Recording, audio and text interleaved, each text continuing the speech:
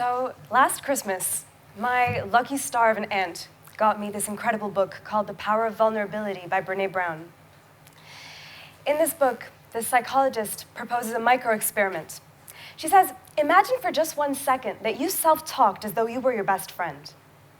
The first time I hear this, I burst out laughing at how absurd it sounded to be so nice to yourself. This shed light on 2 things. First of all, the myth of tough love that we hold, how self-kindness is so sinfully self-indulgent. And second of all, that the only thing that was keeping me from fulfillment was my very own mind. I realized I bore such a pool of self-resentment for failing to match, to be the person I predicted I would be. And then I was like, hang on, where did all these expectations come from?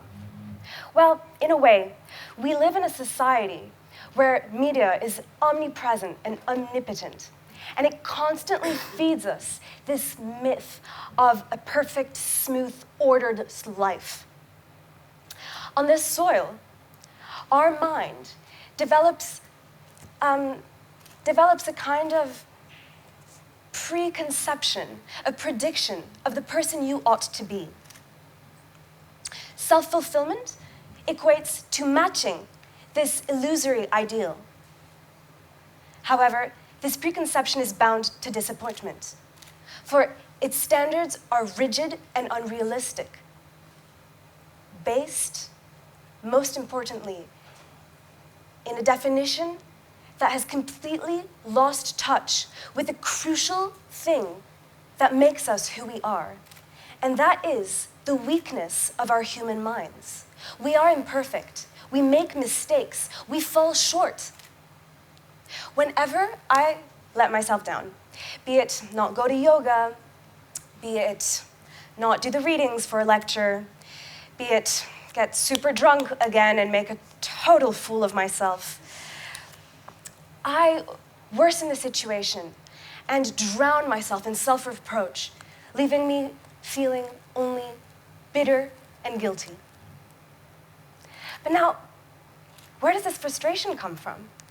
It's only a result of my repressing and ignoring my human weakness. It seems to me like it's crucial that we finally embark on a path of self-reconciliation. It is time to break this myth of tough love. It is time to stop fighting a battle against ourselves, and it's time to befriend our minds. There are 3 kind of steps that we could take to achieve this new friendship.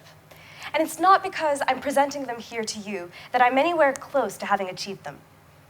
First of all, I think it's absolutely essential that we recognize that we are messy, smelly animals.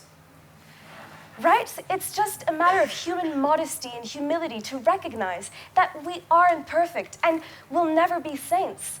So what I didn't do my flatmate's dishes? So what I have bitchy feelings sometimes? So what I did not brush my teeth that one night? Second of all, we've got to stop shitting on ourselves.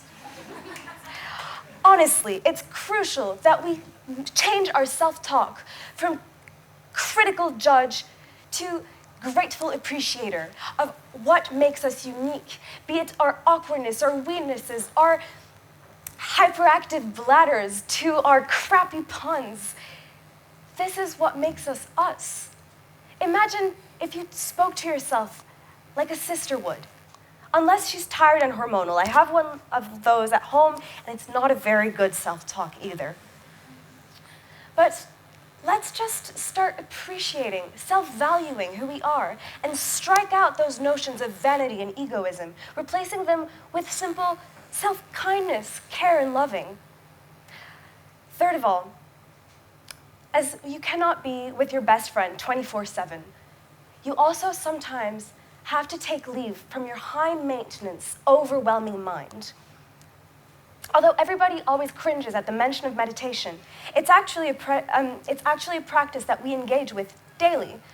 Be it practice yoga, playing music, going for a run, having sex. They're all things that we do in a way to kind of pursue this presence, trying to still our monkey minds. Overall, these 3 steps would somehow facilitate reconciliation with your minds. Imagine nurturing that kind of self-love. They say that all you need is love. They also say that you can only love others as much as you love yourself. Now, if all of this has seemed totally irrelevant, let's reconnect the dots. Maybe world peace starts within. Thanks.